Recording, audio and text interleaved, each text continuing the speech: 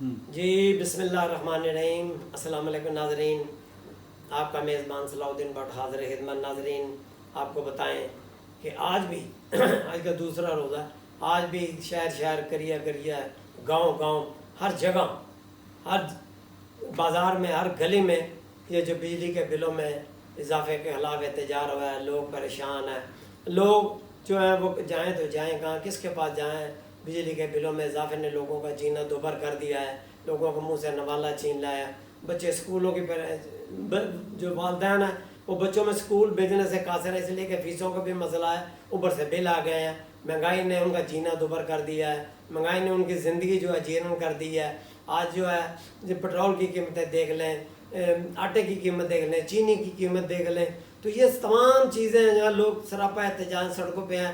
بجلی کے بل جلائے جا رہے ہیں، بینرز اٹھائے ہوئے ہیں اور نعرے ظلم ظلم، نامنظور کے نعرے لگ رہے ہیں. تو اب یہ عوام سوچتے ہیں کہ جائیں تو جائیں، کس کے پاس جائیں. نگران حکومت سے یہ بات مطالبہ کیا جا رہا ہے کہ جی نگران حکومت جو ہے نا وہ اس بجلی کے بلوں میں جو اضافہ اس کو واپس لے. تو اس حوالے سے نگران وزیر اعظم کی زیر صدارت آج بھی اجلاس ہوا ہے، جس میں انہوں نے جو توانائی ڈویژن ہے اس کے افسران کو بھی طلب کیا اور ان سے رائے طلب کی ہے کہ رائے دی جائے کہ یہ بجلیوں میں جو اضافہ ہوا ہے بجلی کے بلوں میں، اس میں کس طرح کمی کی جا سکتی ہے. پھر یہ جو ایک وفاقی وزیر نے یہ کہا ہے، وہ مرتضیٰ سولنگی صاحب ہیں، وہ نون لیگ کے اور پی ٹی ایم کے بڑے حامی تھے. کل انہوں نے کہا جی باجی یہ بوجھ ہم پہ ڈالا جا رہا ہے، ہم نے تو 17 اگست کو یہ حلف اٹھایا اور یہ جو بل ہیں یہ جولائی کے ہیں. ان کی بات بالکل بجا ہے. تو یہ چیزیں دیکھنے والی ہیں کہ یہ عوام کو ریلیف کب ملتا ہے. بجلی کے بلوں کی جو تاریخ ہے وہ بھی قریب آ گئی ہے. 31 یا 1 یا 2 کو یہ بجلی کے بلوں کی ادائیگی ہوگی. اگر نہیں ہوگی بجلی کا بل جلانے سے تو کوئی فائدہ نہیں ہے، یا لسکوں کے دفاتر میں جانے کا کوئی فائدہ نہیں ہے. لسکوں کے دفاتر یا ان کے ملازمین کو برا بھلا کہنے سے کوئی فائدہ نہیں ہے. اس کی وجہ یہ ہے کہ انہیں جو حکم آتا ہے وہ اپنے اس پر عمل کرتے ہیں. تو یہ چیزیں جو ہیں یہ عوام کو دیکھنی پڑیں گی اور حکومت کو بھی دیکھنا پڑے گا کہ عوام کو کس طرح ریلیف دے.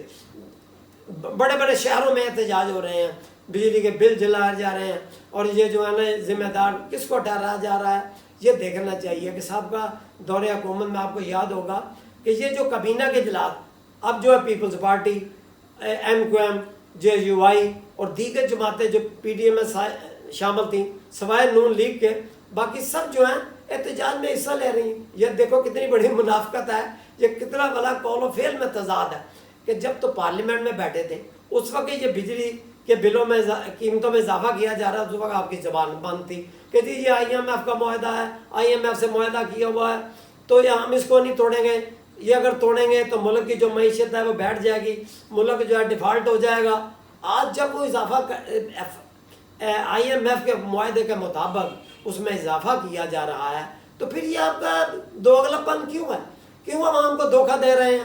کیوں عوام سے منافقت کی جا رہی ہے کہ ہم آئیں گے تو ہم دیکھیں گے جی کہ جی اس میں یہ صرف دکھاوا ہے. عوام کو اس سے بچنا ہوگا اور ان لوگوں کے گریبانوں میں ہاتھ ڈالے کہ جو اس کے ذمہ دار ہیں، جو پارلیمنٹ میں بیٹھے ہوئے تھے. ناظرین دوسری آپ کو بات بتائیں کہ یہ جو آج کل ہم نے بات کی تھی کہ پی ٹی آئی کے چیئرمین عمران خان کو توشہ خانہ کیس میں ریلیف ملنے جا رہا ہے.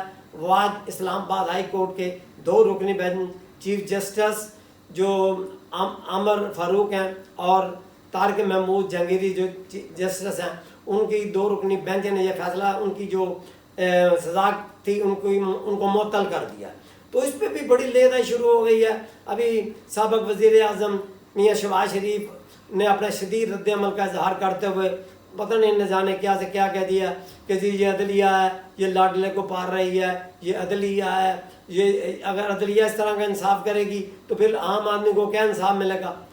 میاں شہباز شریف صاحب آپ کو دیکھنا ہوگا کہ 2 روز قبل مریم نواز کو اسی سپریم کورٹ نے اور رانا ثنا کو اسی سپریم کورٹ نے جو ان کے خلاف نیب نے درخواستیں دائر کی، عدالت سپریم کورٹ نے درخواستیں دی، انہوں نے خارج کر دیا. انہوں نے کہا کوئی ضرورت نہیں ہے، یہ جو آپ الزام لگا رہے ہیں اس کا کوئی مطلب نہیں بنتا.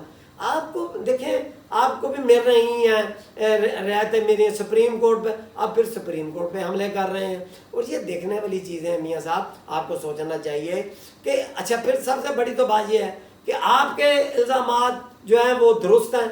یہ بات تو یہ ہوئی کہ ہم کریں تو پاپ اور آپ کریں تو پن، یہ کیا بات؟ اگر عمران خان کو اسلام آباد ہائی کورٹ نے ریلیف دیا ہے تو توشہ خانہ میں ہے کیا؟ توشہ خانہ میں تو سب ہیں. آپ کو یاد ہوگا کہ جو فہرست جو لسٹ اوپن کی گئی تھی، منظر عام پہ لائی گئی تھی، اس میں کون تھا؟ اس میں میاں نواز شریف تھا، آصف علی زرداری تھا، مریم نواز تھی، مریم اورنگزیب تھیں، اپنا مریم اورنگزیب کی والدہ طاہرہ اورنگزیب تھیں، یہ سب لوگ تھے. تو انہوں نے بھی تو مراد لیں، انہوں نے بھی توشہ خانہ سے چیزیں لیں. کوئی پائن ایپل کے ڈبے اٹھا کے لے گیا، بلاول بھٹو ہے وہ گلدان اٹھا کے لے گیا. یار یہ کیا باتیں ہیں؟ تو یہ توشہ خانہ جو ہے اس کو شاہد حقان عباسی سابق وزیر اعظم نون لیگ کے اہم رہنما ہیں، انہوں نے کہا تھا کہ یہ وزیر اعظم کی صحابدید ہوتی ہے، وہ رکھے یا بیچے جو بھی ہے، تو اس پہ ذرا لے دے آپ کر رہے ہیں.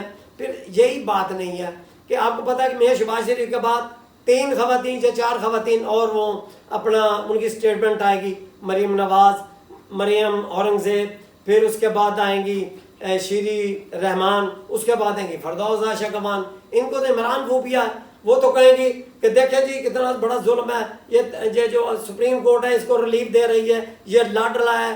انہوں نے عمران خان کو بشرا بی بی کے عوض برا بھلا کیا نہیں کہا، کیا لفظ استعمال نہیں کیا. ہمیں تو ہماری خواتین جو ہے نا ایسے الفاظ استعمال نہیں کرتی. انہیں سوچنا چاہیے یہ بے شرم ہے، اس کو شرم نہیں آتی، یہ ہے وہ ہے، پتہ نہیں کیا کیا کیا خدا نہ خواستہ.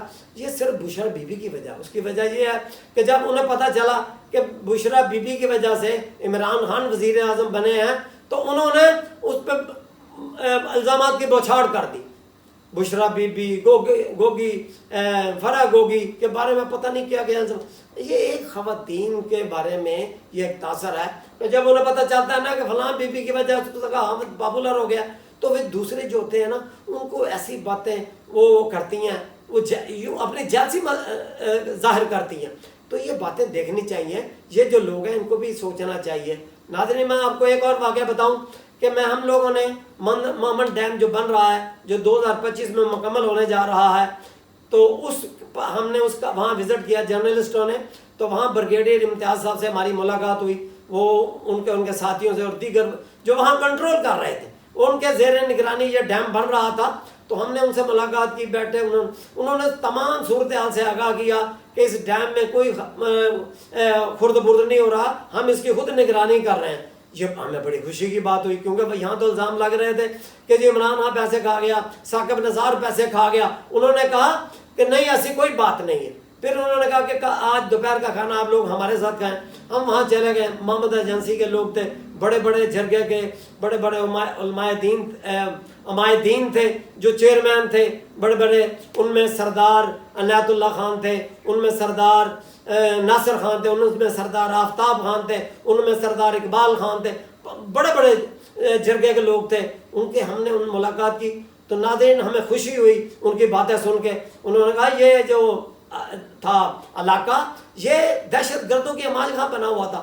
آرمی نے، فوج پاکستان نے یہاں جو کردار ادا کیا ڈیم بنانے کا فیصلہ، یہ بڑی خوشائند بات ہے.